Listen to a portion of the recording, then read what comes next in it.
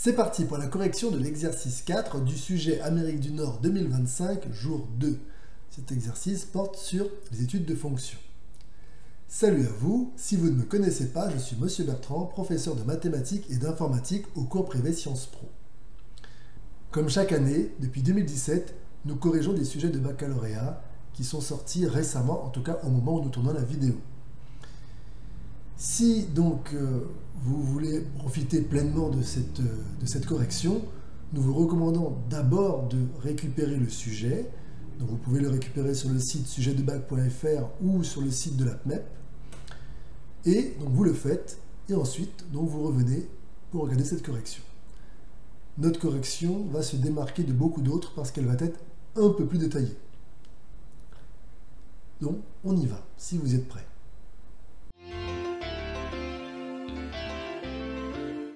On désigne par f la fonction définie sur l'intervalle fermé 0π par f de x égale e de x fois sinus de x. On note grand C de f, la courbe représentative de f dans un repère. Partie A, premièrement petit a, démontrer que pour tout réel x de l'intervalle fermé 0π, f' de x est égal à e de x facteur 2 sinus x plus cosinus x. Alors on y va, il s'agit d'une simple dérivée. Donc c'est parti. F de x est égal à e exposant x fois sinus de x. Donc on y va pour sa dérivation. Donc c'est de la forme clairement u fois v. Posons d'ailleurs u de x égale e de x, et posons donc v de x égale sinus de x.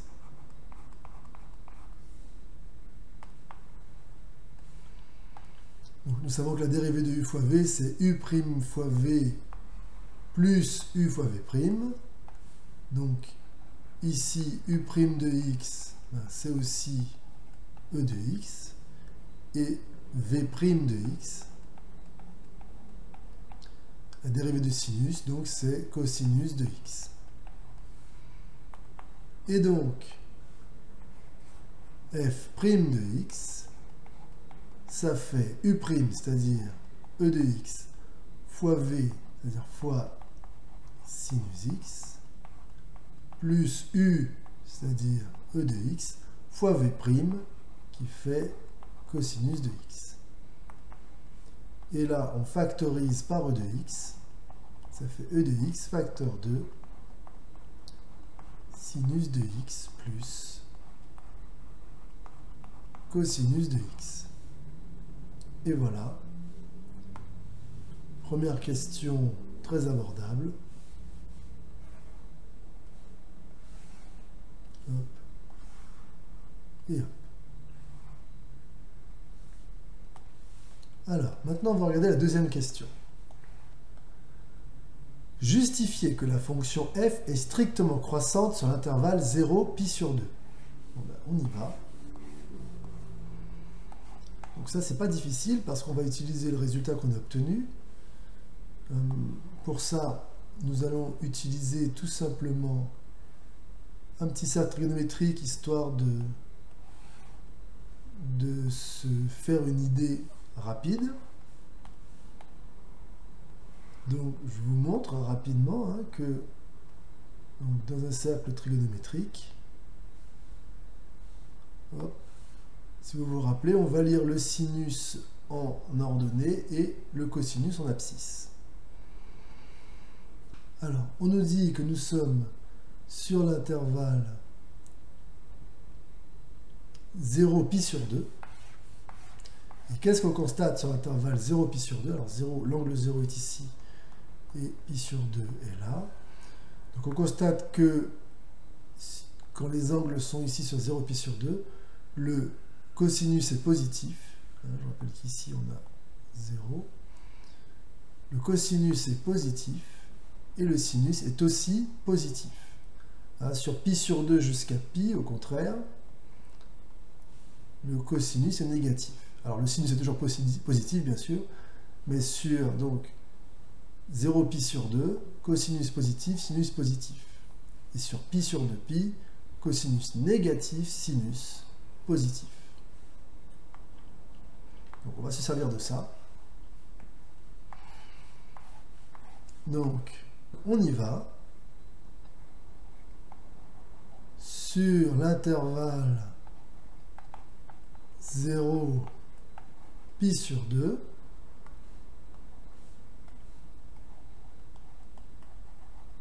sinus de x est positif et cosinus de x également. Et nous savons que E exposant x est toujours positif. Bon, ça c'est peu importe l'intervalle.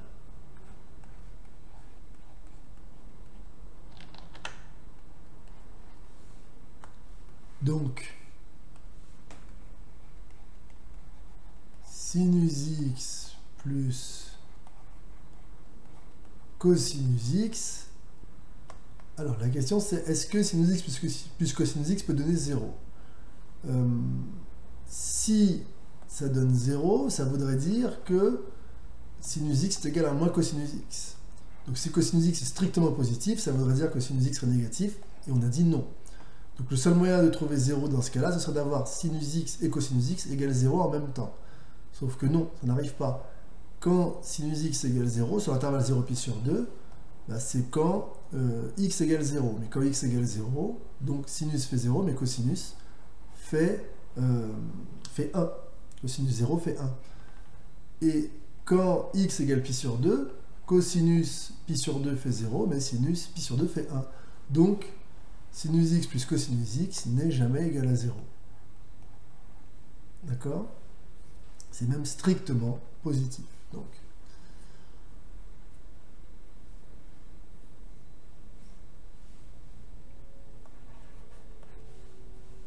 Donc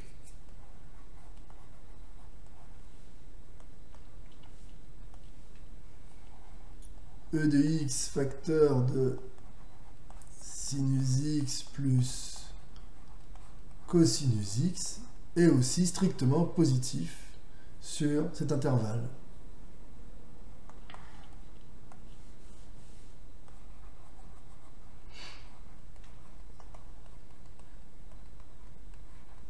Voilà. Et donc, si ma dérivée est strictement positive, c'est que ma fonction est croissante.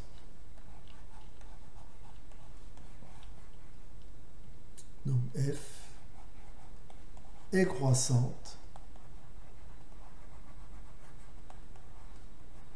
sur ce même intervalle.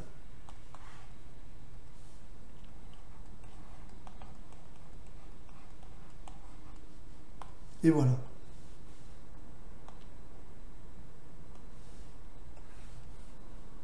Alors, on continue. Alors, deuxièmement, petit a. Déterminer une équation de la tangente grand T à la courbe grand C de f au point d'abscisse 0.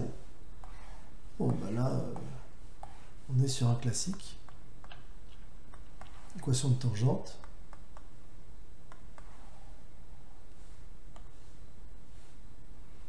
Alors.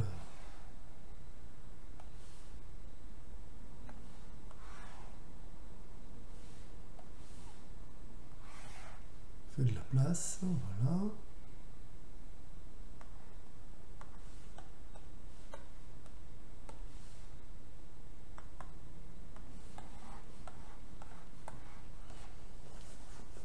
Donc, je rappelle que l'équation de la tangente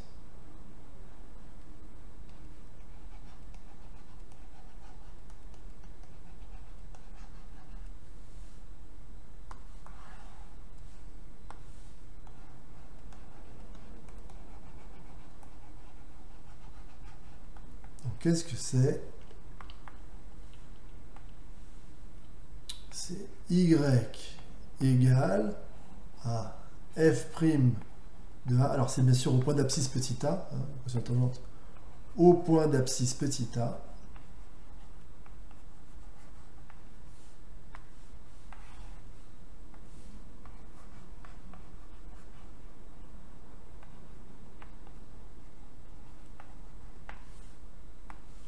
qu'est-ce que c'est? Je disais, c'est f' de petit a, facteur de x moins a, plus f de a. D'accord? C'est tout ce que c'est. Il n'y a rien de compliqué. Donc on applique. Voilà, on applique ça. Donc là, ici, nous avons a égale 0.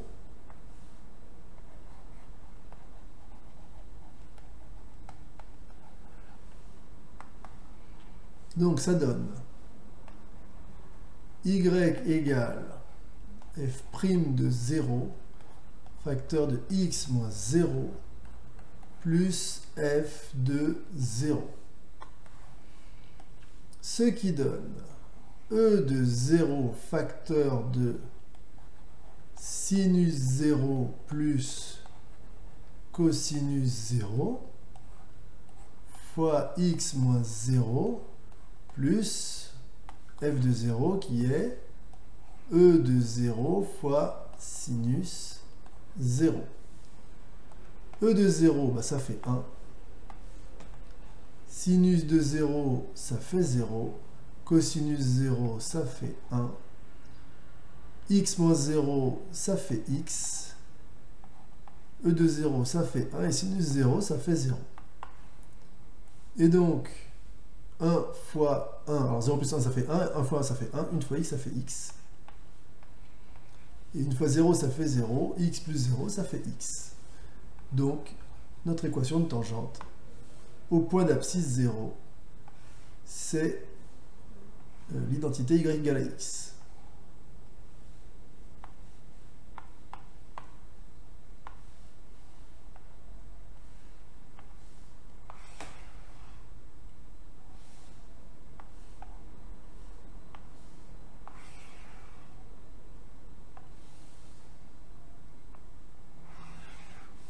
On continue.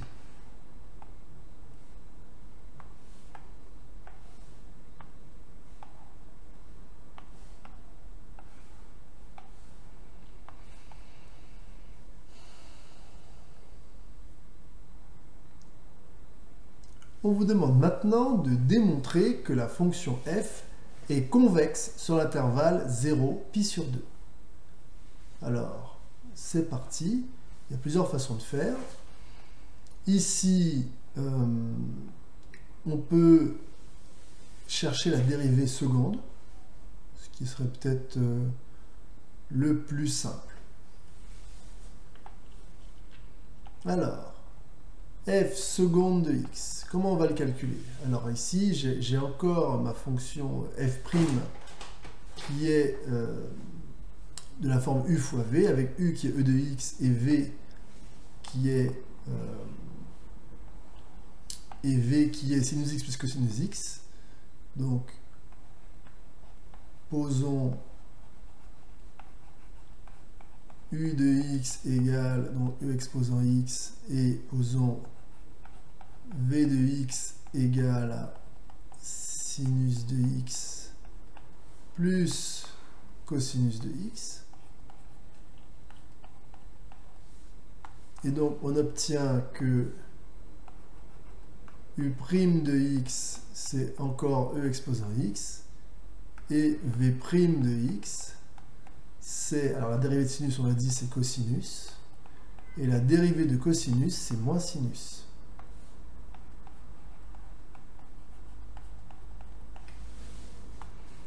Et donc, c'est parti. F seconde de x, ce sera donc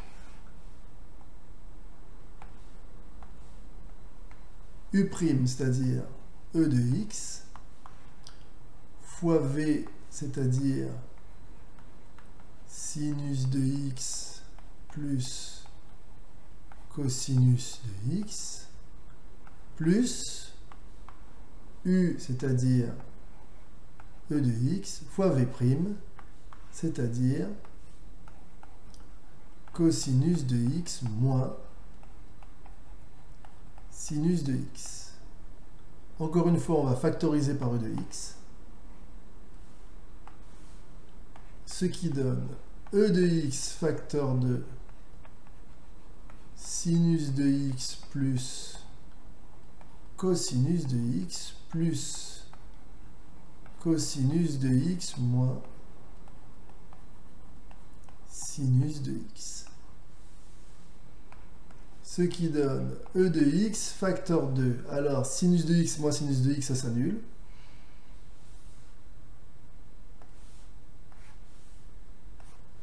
Et cosinus de x plus cosinus de x, ça fait 2 fois cosinus de x.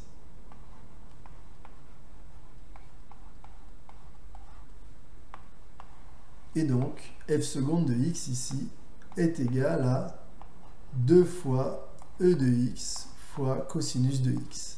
Et donc, le signe de ma dérivée seconde dépend entièrement du signe de cosinus de x, puisque 2 est positif et e de x est positif.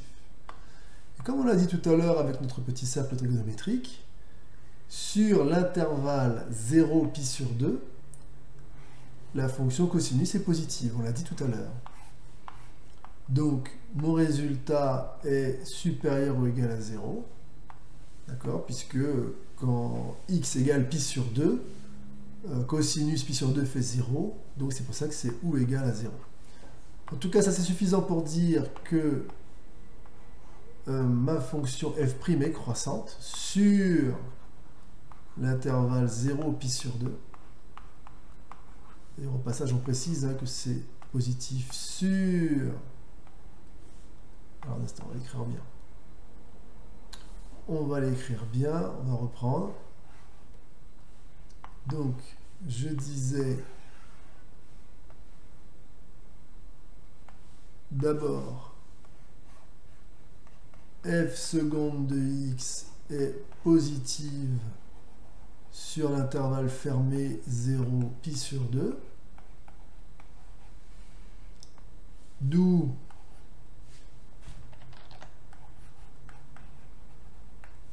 f' est croissante sur 0 pi sur 2, et donc f est forcément convexe sur l'intervalle fermé 0 pi sur 2. Et voilà.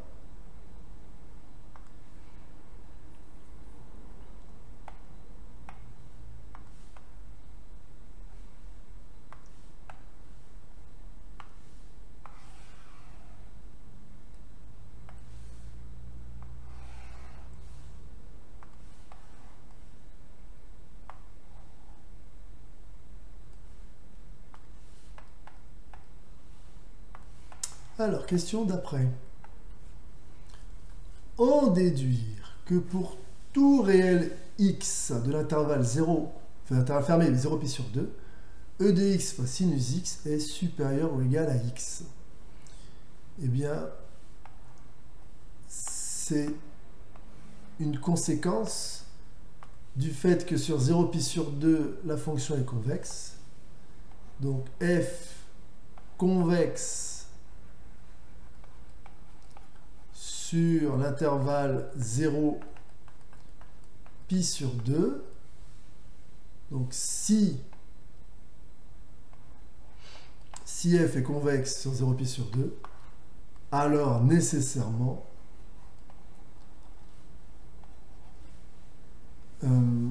la fonction f est au-dessus de cette tangente. Alors, vous le savez, convexe, ça veut dire que la représentation graphique de f est toujours au-dessus de cette tangente.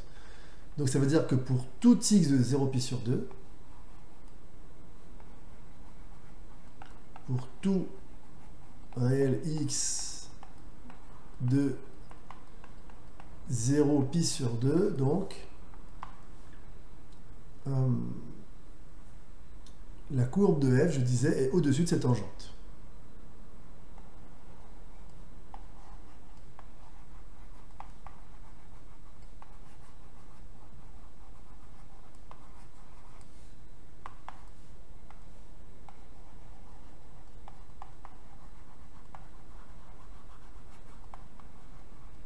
Et en particulier, la tangente au point d'abscisse 0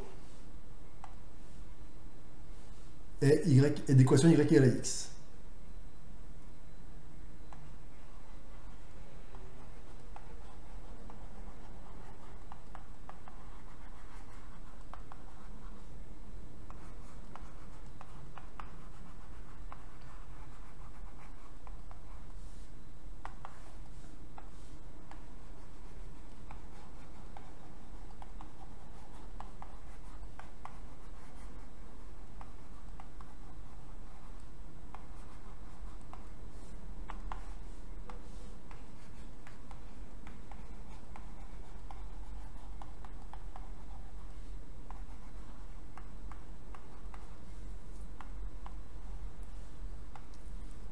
Donc,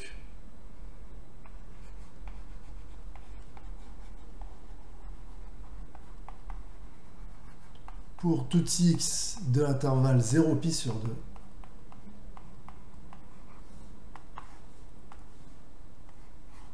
f de x est forcément au-dessus de y plus grand que y. D'accord? Je parle de ce y là. Or, f de x, nous savons que c'est e de x fois sinus x, et nous savons que y égale à x.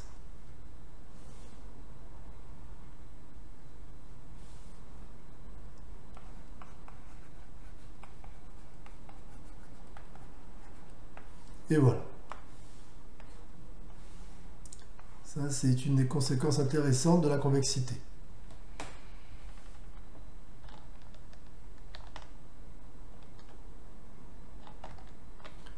Alors, on y va. On enchaîne.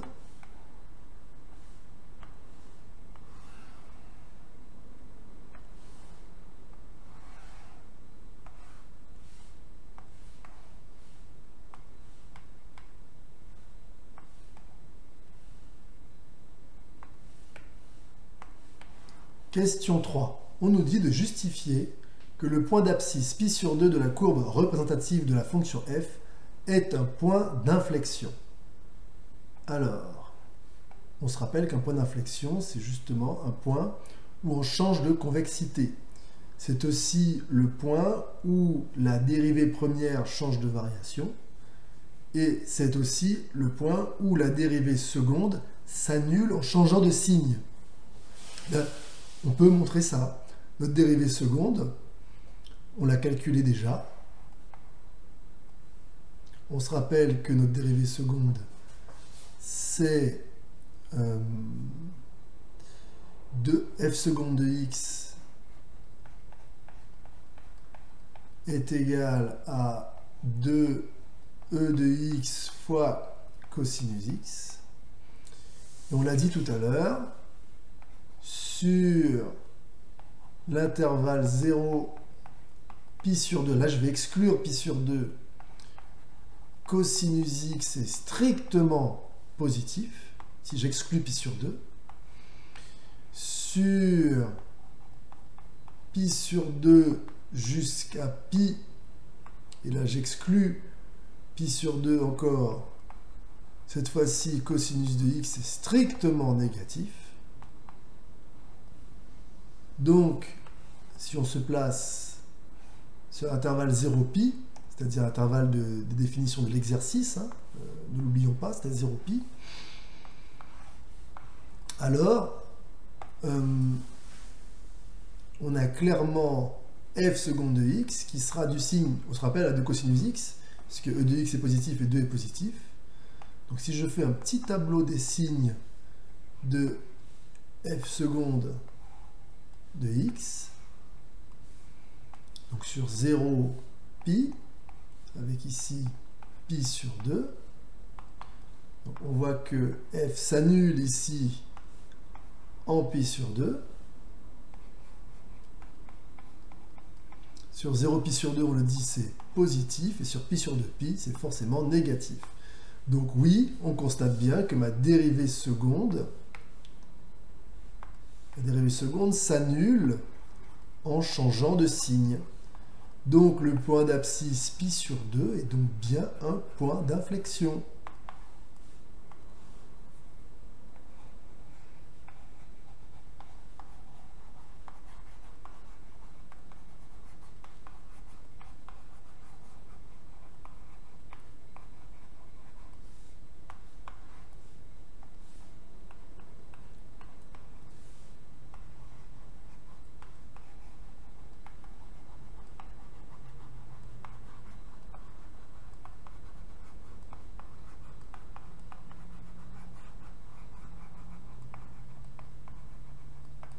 Et voilà.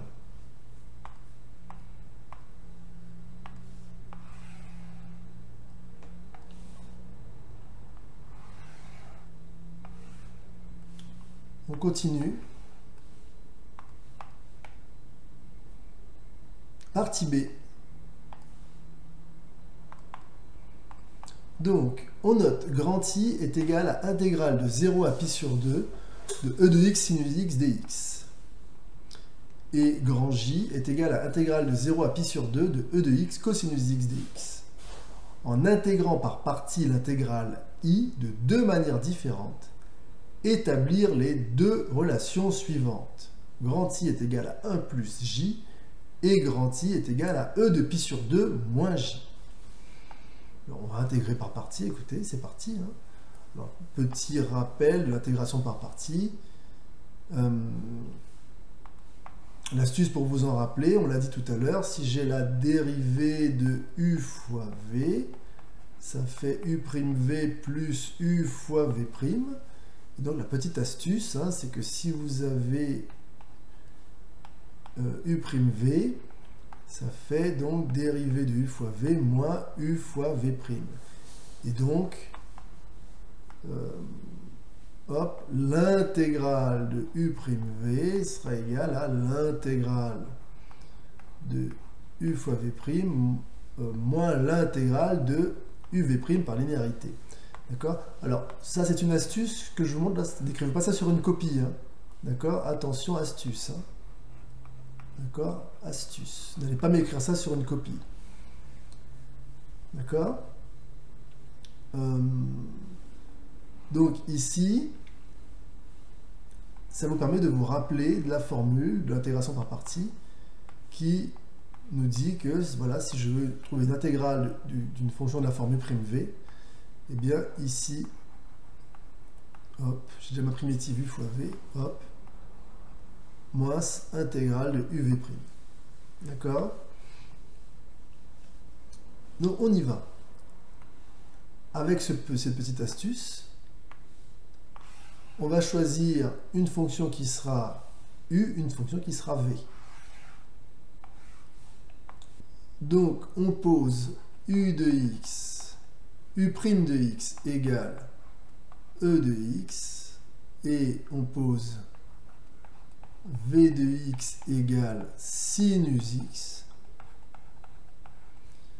On aura donc u de x, ici c'est pas compliqué, qui est lui-même dx, et v' de x, qui serait égal à cosinus de x.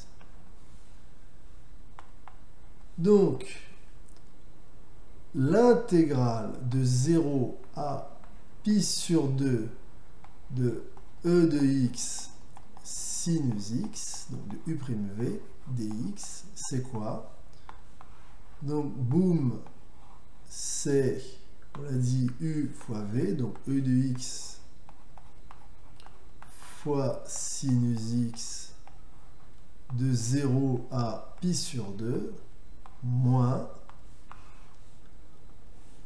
l'intégrale de uv', c'est-à-dire de e de x cosinus de x dx. On ne lit pas le dx. Ce qui donne e de pi sur 2 sinus pi sur 2 moins e de 0 fois sinus 0.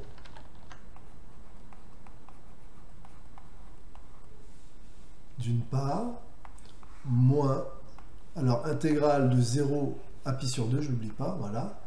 L'intégrale de 0 à pi sur 2 de e de x cosinus x, c'est j. Moins j. Ensuite, sinus pi sur 2, on l'a déjà dit, ça fait 1. E de pi sur 2 fois 1, ça fait e de pi sur 2. Et sinus 0, on l'a déjà dit, ça fait 0. 0 fois e de 0, ça fait 0. Donc il reste bien e de pi sur 2 moins j. Donc on a bien i égale e de pi sur 2 moins j.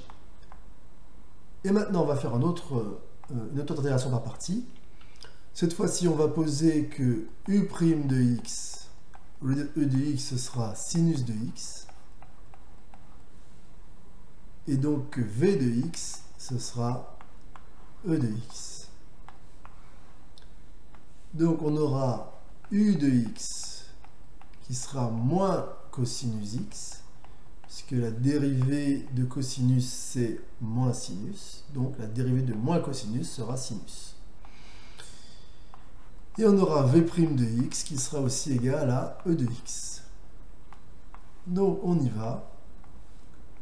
L'intégrale de 0 à pi sur 2 de e de x fois sinus x dx sera aussi égal à u fois v, c'est-à-dire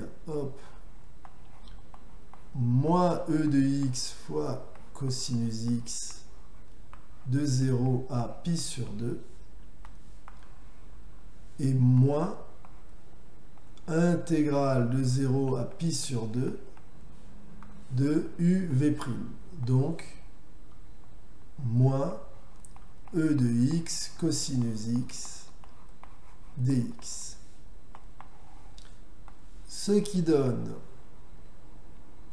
moins e de pi sur 2 fois cosinus pi sur 2 moins e de 0 fois cosinus 0.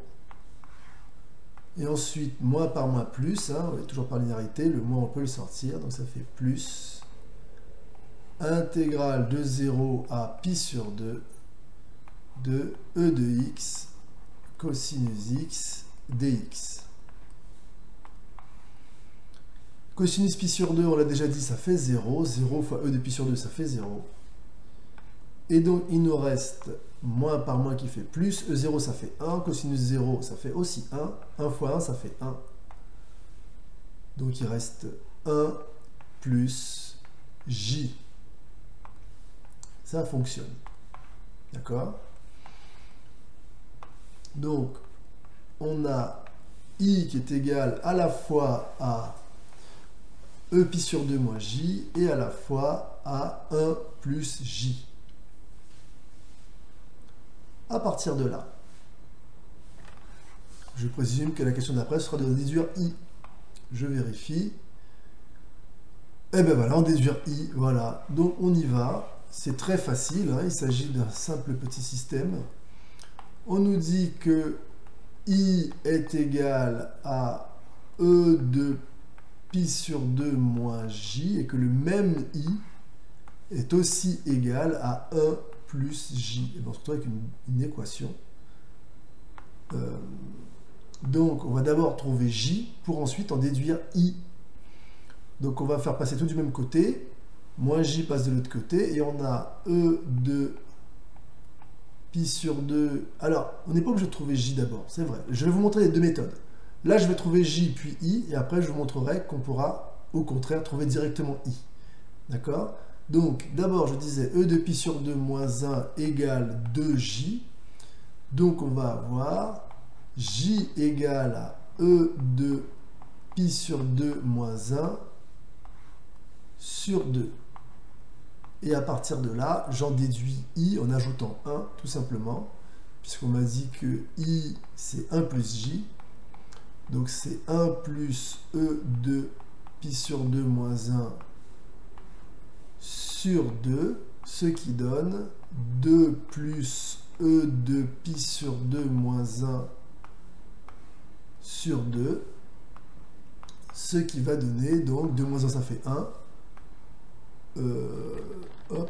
1 plus e de pi sur 2 sur 2, d'accord? Donc ça c'était la première méthode. Mais on aurait pu trouver i directement, juste en faisant passer de l'autre côté j. Donc on a j est égal à e de pi sur 2 moins i. Donc je mets méthode 2.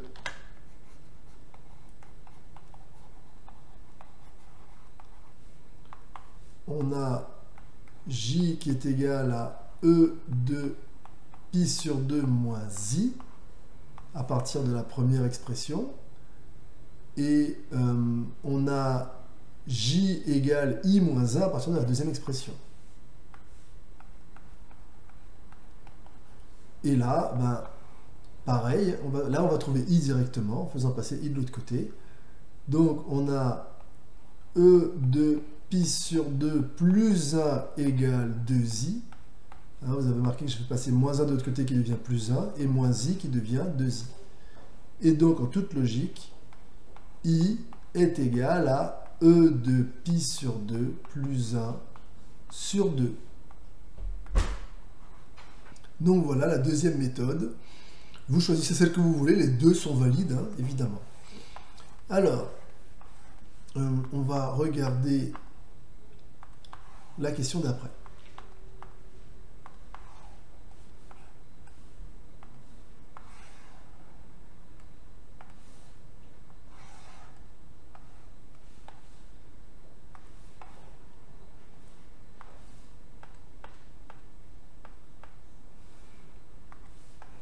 Donc, troisièmement, on note petit g, la fonction définie sur R par g de x égale à x. Tiens, ça me fait penser à une certaine tangente. Oui, ça me fait penser à une certaine tangente. Les courbes représentatives des fonctions f et g sont tracées dans le repère orthogonal ci-dessous. Donc là, effectivement, on voit ici la courbe de f et là, la courbe de g. C'est une droite, quoi.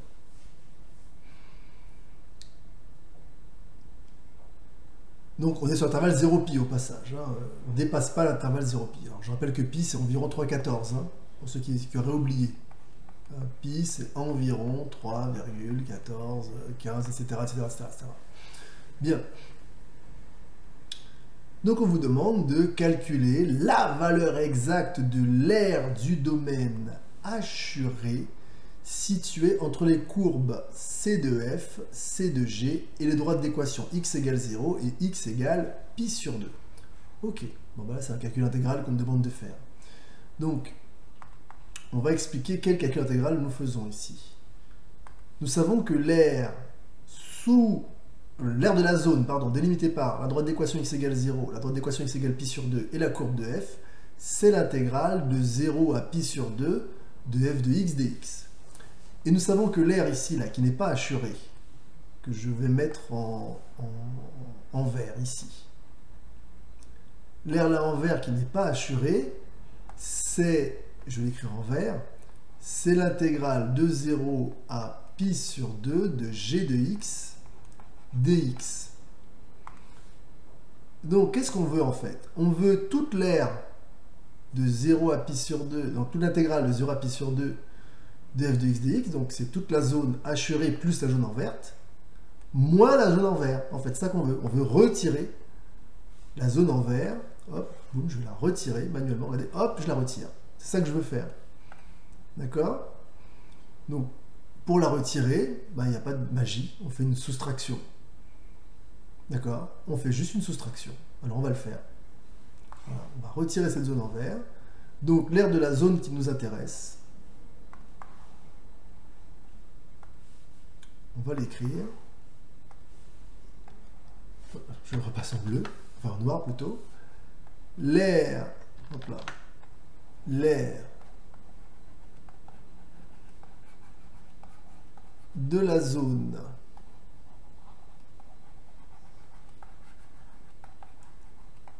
délimitée par l'axe des abscisses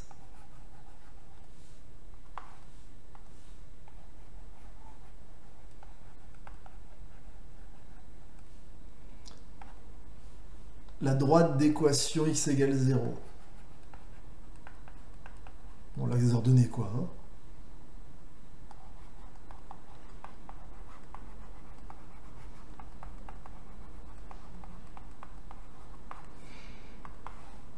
La droite d'équation x égale pi sur 2.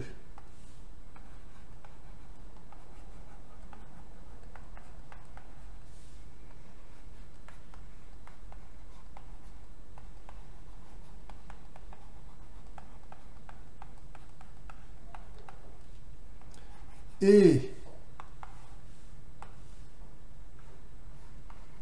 la courbe de la fonction f, on l'a dit, donc c'est l'intégrale de 0 à pi sur 2 de f de x dx. Hop. Et donc, avec la même logique, hop, boum, pour moi ce sera un simple copier-coller. Pour vous, ça va être un peu plus complexe. Alors, 2 secondes. Voilà. Je vais juste corriger. Hop. Non pas la courbe de F, mais la courbe de G ici. Donc l'air, hop, sous la courbe de G, dans la même zone, donc, la même partie de la courbe du schéma, pardon, est donné donc par l'intégrale de 0 à pi sur 2 de g de x de x. Donc tout nous ce qu'on veut. Donc l'air assuré correspond à la soustraction de ces deux airs. L'air assuré est tout simplement donc l'intégrale de 0 à pi sur 2 de f de x dx moins l'intégrale de 0 à pi sur 2 de g de x dx. Alors, je ne l'ai pas dit tout à l'heure, mais je vais le dire maintenant quand même, parce qu'on aurait pu le dire dès le début de la partie B. C'est parce qu'on a montré que f est positive qu'on a le droit d'écrire ça au passage. Vous l'avez vu en classe, on peut calculer l'air d'une courbe positive, d'accord? Donc, enfin, une courbe positive, pardon, une fonction positive, excusez-moi. Sa représentation graphique est au-dessus de l'axe des ordonnées, de l'axe des abscisses, je vais y arriver. Et pareil pour G, sa représentation graphique est au-dessus de l'axe des abscisses. Donc, c'est pour ça qu'on peut écrire ça. Voilà, je referme la parenthèse. Ici, on va utiliser la linéarité de l'intégrale. On en a déjà parlé. Donc ici, ça fait l'intégrale de 0 à pi sur 2 de f de x moins g de x fois dx. Et pareil, on l'a déjà démontré tout à l'heure. On sait que ce résultat-là sera positif parce qu'on a démontré que e de x sinus x est toujours au-dessus de x. Donc, f de x moins g de x reste positif. Donc cette intégrale est calculable. D'accord?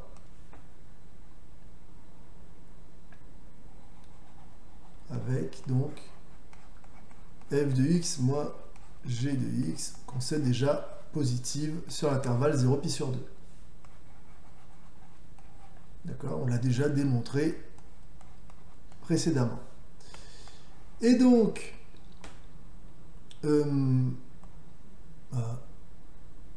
reste plus qu'à calculer donc cette intégrale. Alors, clairement ici, en fait, j'ai même pas besoin de faire ça. Puisque la première n'est autre que mon intégrale i. D'accord? C'est-à-dire intégrale de 0 à pi sur 2 de e de x sinus x dx, que l'on sait égale à 1 plus e exposant pi sur 2 sur 2. Et ma deuxième, c'est facile, c'est la droite d'équation y égale à x, donc si je veux son intégrale, ça va vite. Bon, au moins, avoir fait ça a le mérite de justifier qu'on aura le droit d'écrire ça. Bon, mais c'est inutile ici, en fait. Hop, on va l'enlever. Puisque dans l'énoncé, on nous a donné tout ce qu'il faut pour éviter de le faire. Alors, il y aura des exercices où il faudra le faire, par contre. C'est peut-être pour ça que c'est intéressant au moins que vous l'ayez vu une fois. Mais ici, on n'en a pas besoin. Donc, on y va. On va faire le calcul. Donc, le premier, c'est notre i, moins, donc l'intégrale de g de x dx. Alors, il me faut une primitive de x, facile, 1 demi de x carré. Voilà, de 0 à pi sur 2. Et oui, quand je dérive x carré, ça fait 2x. 2x fois 1 demi, ça fait x. Et donc, notre i, on l'a déjà dit tout à l'heure, c'est 1 plus e exposant pi sur 2 moins 1 demi de pi sur 2 au carré. Alors, je vais me décrocher ici. Moins 1 demi fois 0 au carré. Ce qui donne 1 plus E de exposant pi sur 2 sur 2 moins 1 demi fois pi carré sur 4. Voilà.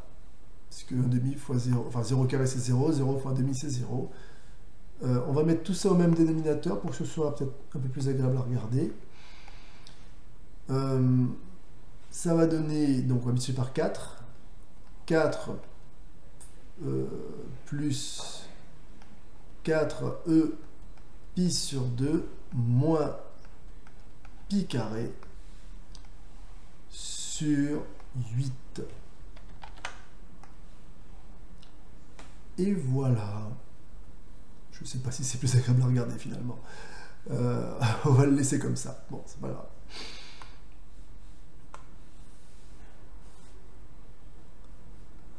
Hop. Hop. Hop. Et hop. Et voilà.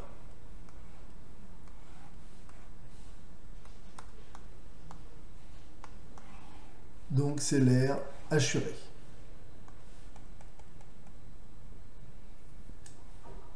Et c'était la dernière question de cette partie B de tout l'exercice. Donc si cette correction vous a aidé ou vous a plu, pensez à nous mettre un pouce vers le haut. Pensez également à la partager si vous pensez que d'autres personnes qui préparent le bac en auraient besoin. Et donc, suivez-nous sur YouTube et sur les autres réseaux afin donc de savoir, de pouvoir bénéficier plutôt des corrections comme celle-ci. Je vous dis à bientôt. Bye bye.